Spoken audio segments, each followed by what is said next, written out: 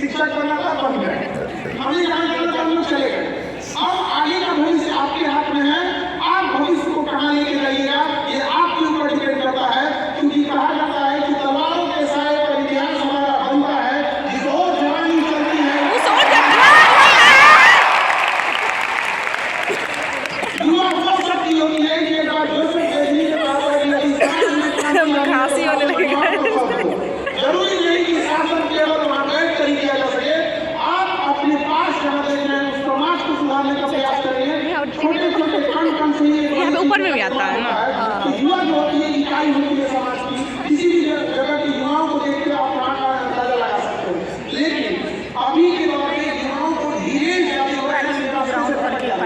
पढ़ने के लिए देखिए मोबाइल में लग जा रहे हैं। देखो गाइस कितना मेंबर है, इतना मेंबर हमारे परिवार में जुड़ गया, हम तो धन्य हो जाएंगे। धन्य धन्य। पढ़ाई कीजिए, अगर कोई पसंद नहीं आ गया तो नौकरी लेके सीधे माता पिता से बात कीजिए।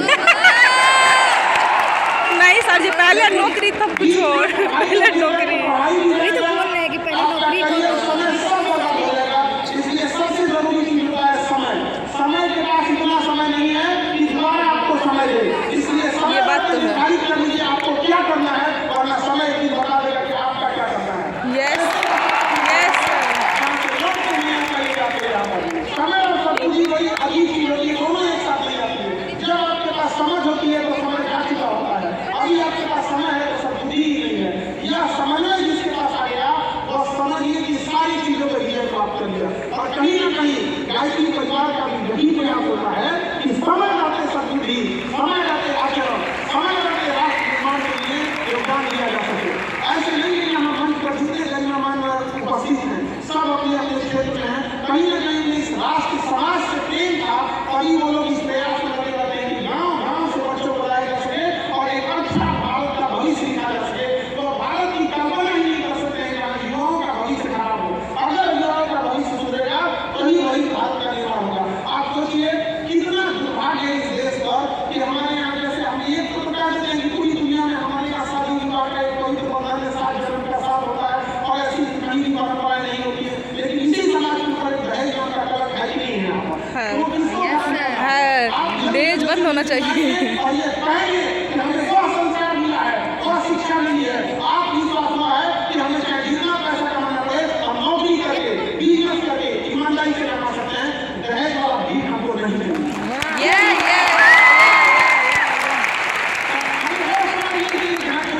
हमें वो समझ चाहिए जहाँ लोग दहेज और सामने से आके कहे कि हम नहीं लेंगे, मतलब नहीं लेंगे। ये बात हम आपको से एक बड़े भाई होने के नाते जनरेशन बैठी हुई है उससे हमें उम्मीद देते हैं, क्योंकि आज ही मेरे भाई का भी रिसेप्शन है तो हमें आज ही रिसेप्शन है सर का भाई का।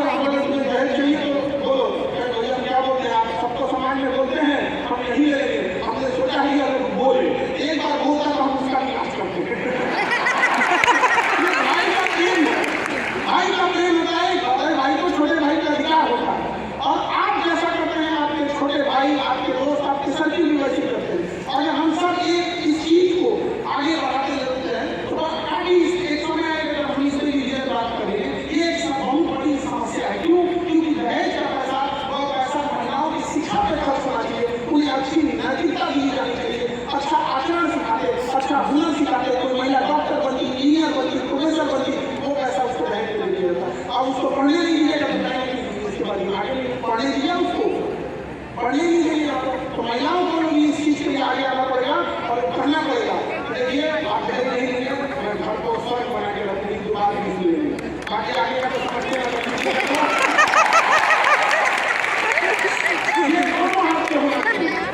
और ये महिलाओं के लिए भी बहुत जरूरी है। यही बात तो अच्छा लगता है, क्लास में भी ऐसी ये ना पूरी अच्छी है जो है रियल में वो दिखाते भी है, दिखावटी इसके अंदर नहीं है, दिखा के हाँ मुँह पे बोल। 2 साल क्लास किए हमको अच्छा से पता है।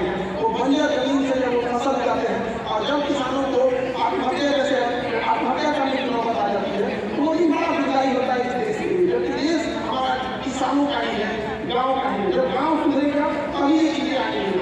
हम लोग जब यहाँ पटना में संस्था में पढ़ाते थे तो देखिए गाँव से लोग आते थे, इलाज सॉन्ग मत बनाओ।